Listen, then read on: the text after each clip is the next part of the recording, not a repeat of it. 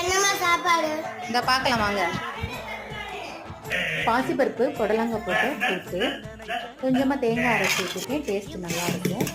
அரிசி அலசுகிற தண்ணி எப்போதுமே சத்து அதிகமாக இருக்கும். அதனால புளி, தக்காளி, பூண்டு, மிளகு நச்சு போட்டு ரசம் வச்சுருக்கேன். ரொம்ப டேஸ்ட்டாக இருக்கும், சத்தாகவும் இருக்கும், சாப்பிட்றதுக்கு நல்லாயிருக்கும் இந்த ரசம். பசும்பால் வாங்கி உர ஊற்றுனது, தயிர், உருளைக்கிழங்கு வறுவல்.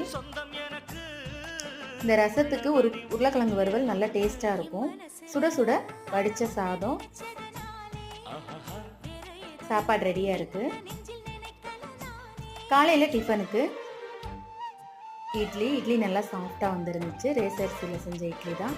4க்கு 1ங்கிற விதத்தில் போட்டு அரைக்கணும். நல்லா சாஃப்டாக இருக்கும். ராகி பால் எடுத்தது, முளைக்க வச்சு பால் எடுத்த கூழ் ரெடியாக இருக்குது. வாங்க ஃப்ரெண்ட்ஸ் சாப்பிட்லாம். வீடியோ பிடிச்சிருந்தா மறக்காமல் நம்ம சேனல் லைக் பண்ணுங்கள், ஷேர் பண்ணுங்கள்.